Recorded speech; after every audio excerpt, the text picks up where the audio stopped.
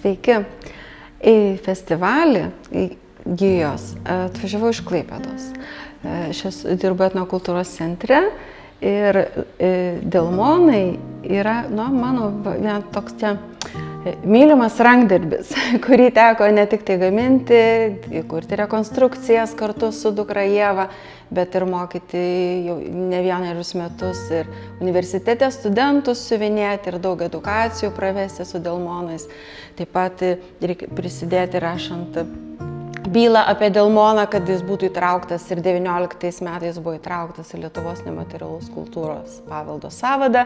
Taigi, Delmonas man yra mielas rankdarbis, mažosios Lietuvos tautinio kostiumo tokia svarbi detalė, kur ir išskiria mūsų regioną iš kitų Lietuvos regionų.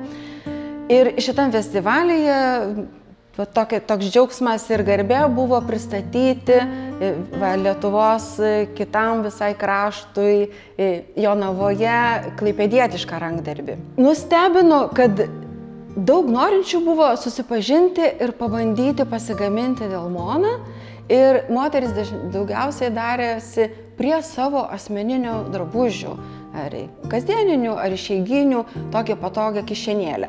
Nes Delmonas jau tikrai ne vienas esam matę, jie yra paprasta kišenytė, atvira, kad gali ranką įkišti, ištraukti, įsidėti tas, kas reikalinga.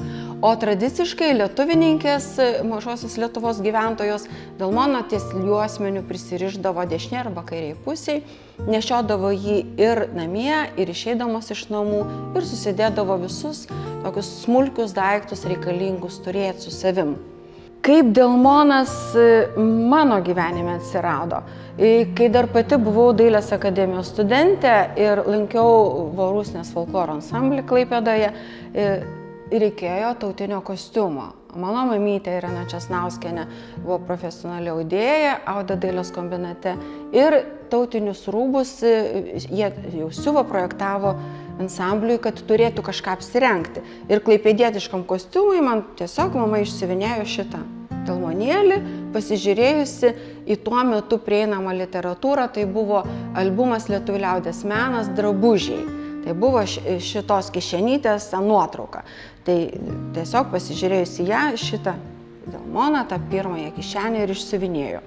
Paskui po kokio 10-mečio man pačiai dirbant universitete teko mokyti studentus ir pristatant etnografiją ir konkretaus regiono, mes visų 5 regionų liaudies dailę tiesiog pristatėm, kad studentai orientuotųsi, kokie yra skirtumai, kokios yra pagrindinės savybės tų rankdarbių. Tai išskirtinis rankdarbis šio krašto, mažosios Lietuvos krašto, buvo Delmonas. Tai tada jau teko man ir pačiai daugiau pasidomėti ir kitus pamokyti. Dabar, ką mes atvežėm čia į Jonavą, tai mano ir dukters Ievos siuvinėti Delmonai, jie yra rekonstrukcijos. Tai pagal autentiškus pavyzdžius išlikusius muziejuose mes atkūrėm jų tas buvusias spalvas ir stengiamės surasti tokius audinio skiautės tokias, kurios tą pačią nuotaiką atkurtų, kaip ir buvo muziejinis.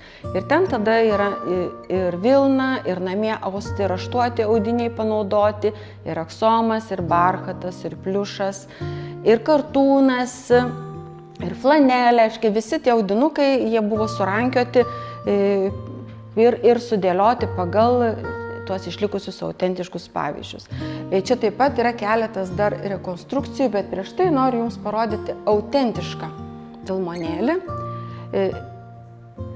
Šitą esu gavus dovanų iš savo draugų ir čia yra iš Klaipėdos krašto, Žiaukų kaimas.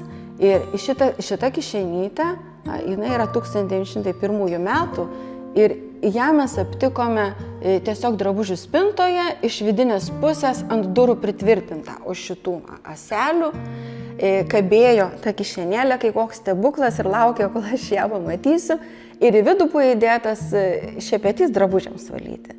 Ir kaip šeimininkai papasakojo, šitoj sodyboje kažkada gyveno močiutė, kuri jiems atrodė, kad keistai rengėsi, nes buvo visada tamsiai apsirengusi, juodą skarelę užsirišusi. Ir ta moteris buvo lietuvininkė ir jinai va šitą delmonėlį dėvėjo.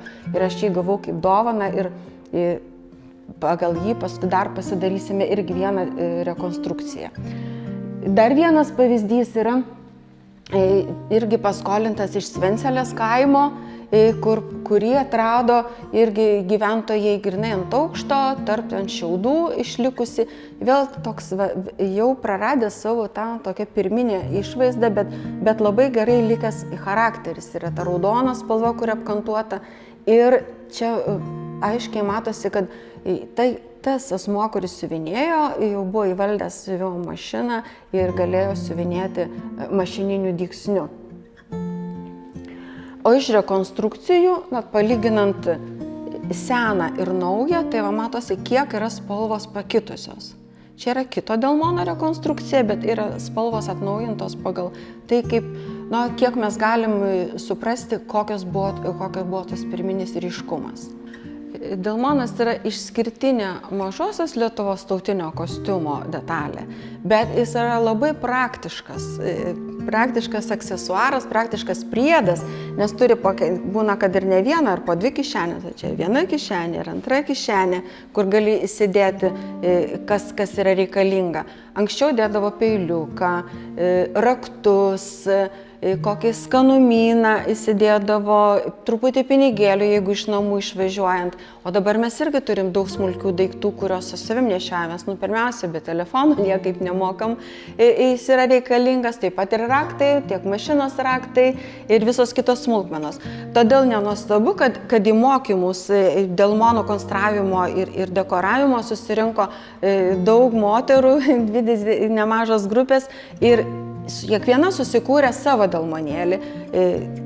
Pavyzdžius rodėm pagal mažosios Lietuvos, bet iš tos gausybės rašto kiekviena rado savo, nusipiešė savo ornamentą, susidėliojo savo spalvas.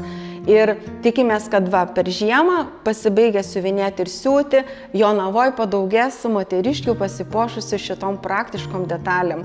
Ir taip kaip riešinės yra dabar plačiai po visą Lietuvą pasklidusios kaip puikus, šiltas ir gražus aprangos priedas, taip ir delmonai savotiški pagal save išsisiuvinėti gali būti labai geras priedas prie šiandieninės aprangos.